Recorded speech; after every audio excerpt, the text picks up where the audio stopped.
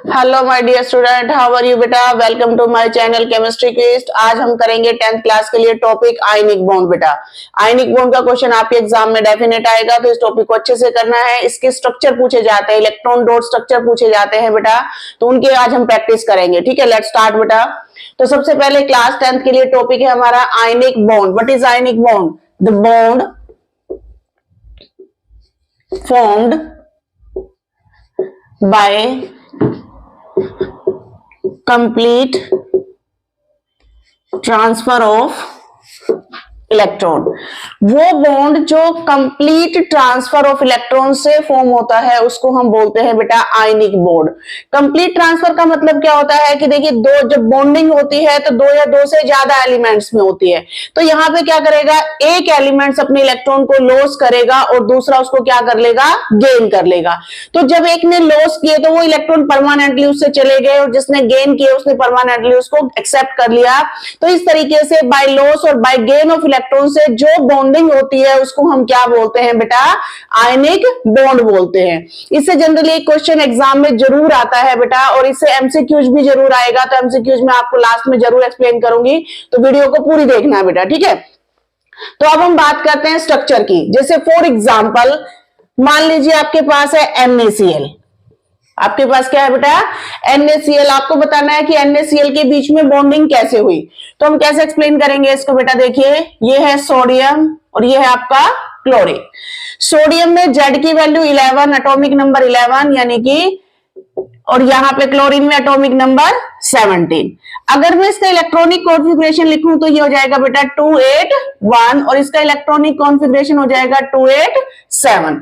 तो यहाँ पे आप लोगों ने ऑक्टेट रूल पढ़ा कि ऑक्टेट रूल ये कहता है कि लास्ट की जो शेल होती है, वैलेंसी शेल जो होती है, उसमें मैक्सिमम ऑफ 8 इलेक्ट्रॉन आने चाहिए बाय लॉस ऑफ इलेक्ट्रॉन और बाय गेन ऑफ इलेक्ट्रॉन। कि जो आपका एलिमेंट है उसकी लास्ट की शेल में 8 इलेक्ट्रॉन अगर है तो वो स्टेबल होगा।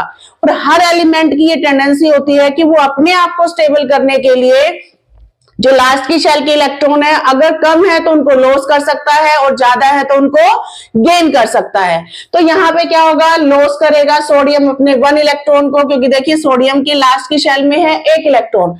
अगर सोडियम इस 1 इलेक्ट्रॉन को लॉस कर देता है बेटा, तो उसकी लास्ट की शेल में अब बच जाएंगे 8 इलेक्ट्रॉन। तो ये सोडियम क्या हो जाएगा, आपका स्टेबल हो जाएगा। तो यहां से ये सोडियम क्या करेगा, Na पॉजिटिव और प्लस में क्या करेगा, 1 इलेक्ट्रॉन को ये लॉस कर देगा। क्लियर।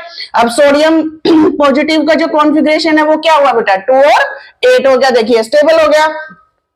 सिमिलरली यहाँ पे क्लोरीन पे आ जाइए। अब क्लोरीन क्या करेगा, देखिए क्लोरीन की लास्ट की शेल में क्या है, 7 इलेक्ट्रॉन है। तो बेटा 7 इलेक्ट्रॉन को लॉस करना तो पॉसिबल नहीं है, लेकिन अगर ये कहीं से 1 इलेक्ट्रॉन को गेन कर ले तो इसकी लास्ट की शेल में कितने इलेक्ट्रॉन हो जाएंगे, 8 इलेक्ट्रॉन। अगेन ये क्या हो जाएगा, स्टेबल हो जाएगा। तो ये जो क्लोरीन है ये क्या करेगा, ये क्लोरीन 1 इलेक्ट्रॉन को क्या करेगा, गेन कर लेगा। कौन से इलेक्ट्रॉन को गेन करेगा बेटा, जो सोडियम ने लॉस किया है उसको क्लोरीन ने क्या किया, गेन कर लिया, और ये क्या बन गया आपका Cl नेगेटिव। अब इस Cl नेगेटिव का कॉन्फ़िगरेशन हो जाएगा 2, 8 और 8। देखिए ये भी स्टेबल हो गया और ये भी स्टेबल हो गया। अब ध्यान से देखिए, यहां से बना आपका Na पॉजिटिव और यहां से बना आपका Cl नेगेटिव। पॉजिटिव और नेगेटिव आयन में क्या होगी, एक अट्रैक्शन होगी, और ये जो अट्रैक्शन है वो क्या बन जाएगी, आपका NaCl का आयनिक बॉन्ड बन जाएगी बेटा। क्या बन जाएगी, ये आयनिक बॉन्ड बन जाएगी। Clear. This is the example of how ionic bond is formed between 2 elements.